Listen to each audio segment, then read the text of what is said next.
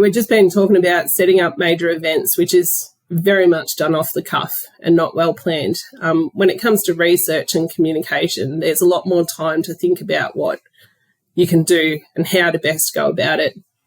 And so I think the key thing for researchers is what you're doing something that's ready for extension first? That's the first question. We don't go and take something to a farmer telling him, about what you're doing just for the sake of telling them what you're doing, because they want action. They want something they can take home and apply. Small snippets of what's coming through is fine, but at the end of the day, they're running a business and they want tools and resources that can help them do that better or more efficiently or whatever it may be. So what do you actually want them to take home? The second thing is, when you do want to communicate it, who's the best person to do that? I would argue that there are some scientists out there that should just stay scientists, and they should find someone to communicate their results for them. So, if you're a great communicator, all means, go and communicate what you're doing to the audience that's the end target. But sometimes you might need a bit of assistance, and that's where you can engage with your extension practitioners or personnel to find out, well, how do I actually get my message across and package it up? And probably the key third point, and I've just been reviewing a document that makes this quite clear, is you really do need to focus on what those actions are. So don't give them a whole heap of unnecessary information around the outside of what you're actually trying to sell them. That information they can follow up if they're one of those people that's driven to dig deeper and know more about the detail. Just make sure you get the key message across and what you want them to do with it. And then that way, they'll engage in what you're doing because they don't feel like they've got to sift through the complex things that are going on within the research. They're just taking home what you want them to know.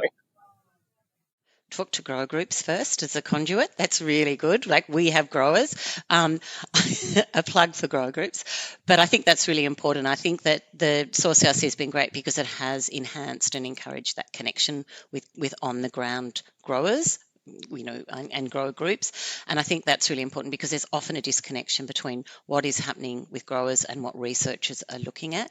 So we really need to bring researchers and growers together. I think that's important. If I was a researcher, have genuine engagement and conversations with growers, understand their local conditions and understand that what you model might not be anything like the local conditions that they're dealing with. So I think it's more of just a reality check. And I'm not being negative about researchers because they're amazing. And I think from growers' perspective, growers don't know what they don't know either. So researchers, can bring them new things and say, look, this is going to be really helpful.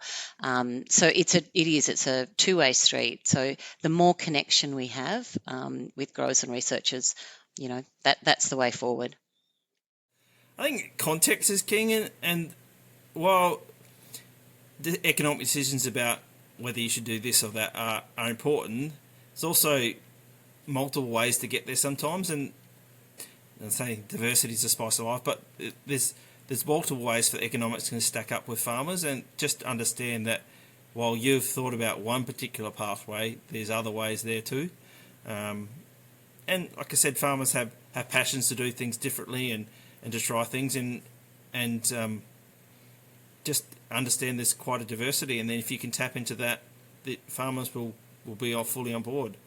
And there's in extension and adoption stuff, there's always lots of headwinds out there, and researchers can't always understand all the headwinds and hurdles and side issues that farmers and farm business have to face, and it takes time to understand and acknowledge these, and sometimes they're economic.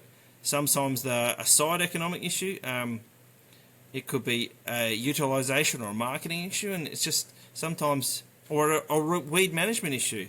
And sometimes those have got to be fixed before you can take up the adoption of the research.